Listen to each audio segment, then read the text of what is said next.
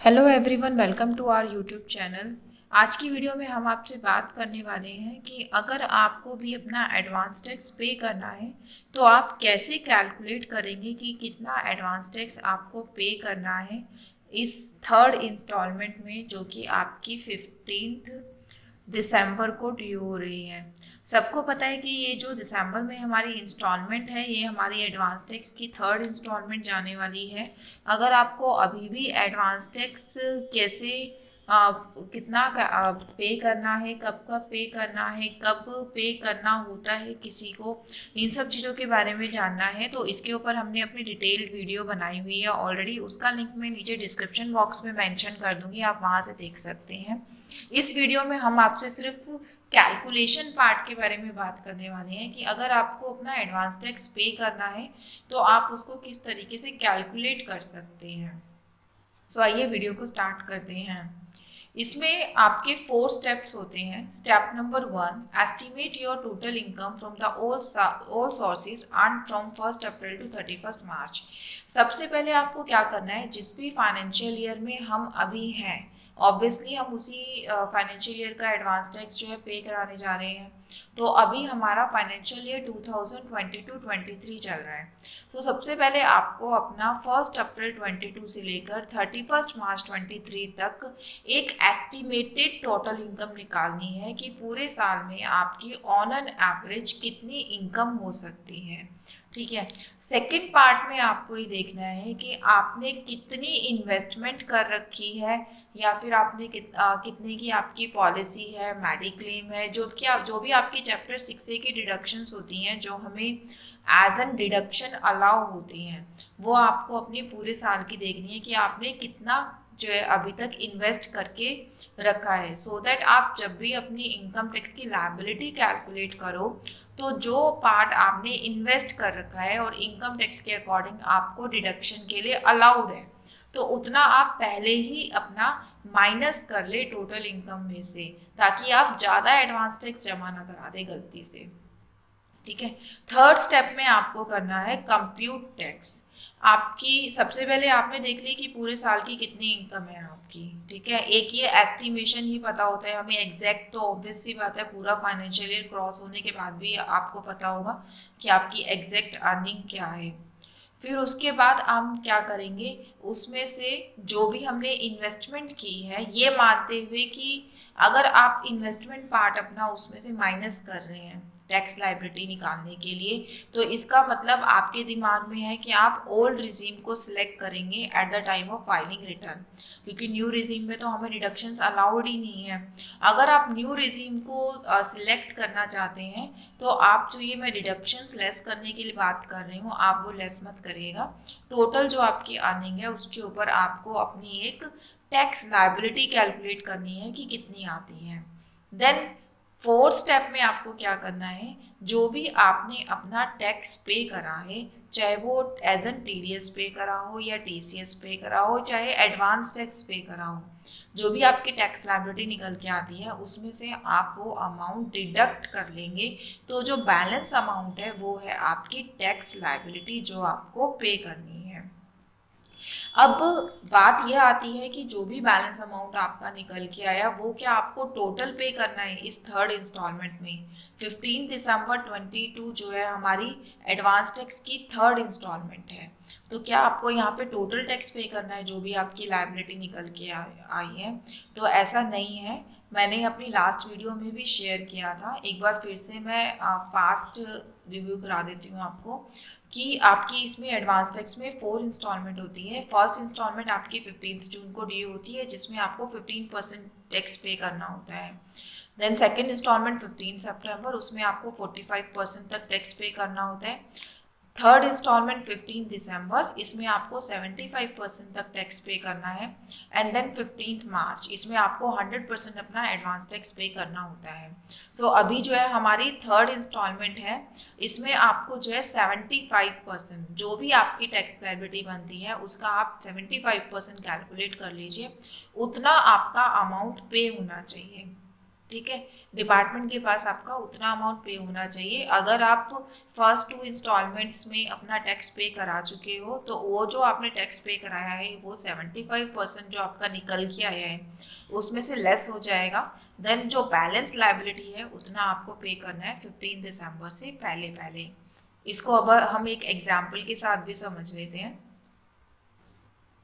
Let suppose mister A का जो है estimated total income financial year 22-23 का 10 लाख है। उन्होंने अपना ये एस्टिमेट किया कि पूरे साल में उनका इनकम जो है 10 लाख तक होगा। फिर उसके बाद उनकी जो डिडक्शंस है चैप्टर 6A की वो है 1,50,000। सबको पता है ATC में जो है 1,50,000 से आप ज़्यादा अवेल नहीं कर सकते। सो हम ये मान के चल रहे हैं कि उन्होंने अपना पूरा इन्वेस्टमेंट किया हुआ है 1,50,000 का। तो अब जो उनकी टैक्सेबल इनकम आएगी जिसके ऊपर हमें टैक्स कैलकुलेट करना है वो आएगी 8,50,000 रुपीज़। तो अगर आप ओल्ड रिजीम के अकॉर्डिंग 8,50,000 पे अपनी टैक्स लायबिलिटी कैलकुलेट करेंगे सो अब वो आएगी आपकी 85,800। 85,800 जो है मिस्टर ए का टैक्स बन रहा है पूरे साल का। तो अब हुआ क्या, मिस्टर ए के एम्प्लॉयर ने जो है ऑलरेडी TDS डिडक्ट कर रखा है ₹50,000। सो ये 50,000 तो ऑलरेडी गवर्नमेंट के अकाउंट में पेड है। तो बैलेंस जो टैक्स लायबिलिटी बनती है वो बनती है 35,800 जो कि मिस्टर ए को पे करना है। अब मिस्टर ए ने जो है अपनी फर्स्ट 2 इंस्टॉलमेंट में जो एडवांस टैक्स ऑलरेडी पे करके रखा है वो है 16,800। और अब हमारी जो है इंस्टॉलमेंट ड्यू वो थर्ड इंस्टॉलमेंट ड्यू है जिसमें कि हमारा 75% तक टैक्स पे होना चाहिए। तो जो भी मेरी लायबिलिटी है उसका अगर हम 75% देखें तो वो आता है 26,850। तो आपको क्या करना है, टोटल लायबिलिटी आपकी 75% 26,850 बनती है। इसमें से जो एडवांस टैक्स हम ऑलरेडी पे कर चुके हैं फर्स्ट 2 इंस्टॉलमेंट में हम वो लेस कर देंगे और जो मेरी बैलेंस लायबिलिटी है 10,050 रुपीज़ इतना मुझे और एडवांस टैक्स पे कराना है 15 दिसंबर तक। फिर आपकी आएगी लास्ट इंस्टॉलमेंट 15 मार्च, उसमें जो है आपका 100% मतलब 35,800 100% हमारा जो है पे होना चाहिए। तो ये था एग्जाम्पल कि आप कैलकुलेट कैसे करेंगे। अब ये जब हम करते हैं तो हमारे दिमाग में और भी क्वेश्चंस रेज होते हैं, लाइक कि कुछ इनकम ऐसी होती है जो हमें पहले से नहीं पता होती, वो मान लो दिसंबर के बाद हमें पता लग रही है या फिर जब ईयर एंड होने वाला है तब हमें पता लग रही है या ईयर एंड के बाद आपको पता लग रही है। ठीक है, कुछ इनकम आपकी ऐसी है। अगर सडनली आपको किसी इनकम के बारे में पता लगता है तो आप उसको अपनी टोटल इनकम में इंक्लूड करके अपनी टोटल टैक्स लायबिलिटी कैलकुलेट कर सकते हैं और फिर जो भी आपकी नेक्स्ट एडवांस टैक्स की इंस्टॉलमेंट ड्यू है उसमें आपकी कितनी लायबिलिटी रिवाइज लायबिलिटी जो होगी उसके अकॉर्डिंग आप परसेंटेज देख लें कि कितना परसेंटेज आपका पे ऑफ होना चाहिए, उसके अकॉर्डिंग जो है आप अपना टैक्स पे करा दीजिए। ठीक है, दूसरी चीज़ कई बार ये दिमाग में आता है कि मान लो मैं फर्स्ट और सेकंड इंस्टॉलमेंट पे करना भूल गई एडवांस टैक्स का, या फिर मेरा एडवांस टैक्स इतना नहीं बनता तो मैंने फर्स्ट 2 इंस्टॉलमेंट में पे नहीं कराया, अब हम लास्ट इंस्टॉलमेंट में पे कराना चाहते हैं या थर्ड इंस्टॉलमेंट में पे कराना चाहते हैं। So that's also very simple. आपको जस्ट अगर आप थर्ड इंस्टॉलमेंट में पे करा रहे हैं तो 75% कैलकुलेट करना है अपनी टैक्स लायबिलिटी का, और पहले से आपने कोई एडवांस टैक्स पे कराया नहीं है तो उस पूरे 75% अमाउंट को, लाइक इस एग्जाम्पल में था आपका 26,850, इस पूरे अमाउंट को आप जो है 15 दिसंबर से पहले पहले जो है पे ऑफ करा देंगे। और अगर अभी भी कुछ इनकम आपकी ऐसी रहती है जो आप अपनी टैक्स लायबिलिटी कैलकुलेट करते समय इंक्लूड करना आपकी रह गई है तो उसमें भी आपको चिंता करने की ज़रूरत नहीं है, क्योंकि होता क्या है 31 मार्च तक जो हमें टैक्स पे करना होता है जिसके ऊपर की एडवांस टैक्स की लायबिलिटी होती है वो जो थ्रेशहोल्ड लिमिट है वो है आपकी नेट टैक्स लायबिलिटी जो है 10,000 से अगर ऊपर होगी तब आपको एडवांस टैक्स पे करना है। तो अगर आपकी कोई इनकम रह गई है, आई होप कि मेजर पार्ट तो नहीं रहेगा क्योंकि मेजर जो इनकम होती है वो हमें पता लग जाती है ड्यूरिंग द ईयर, तो उसके ऊपर आप अपना एडवांस टैक्स पे करा देंगे।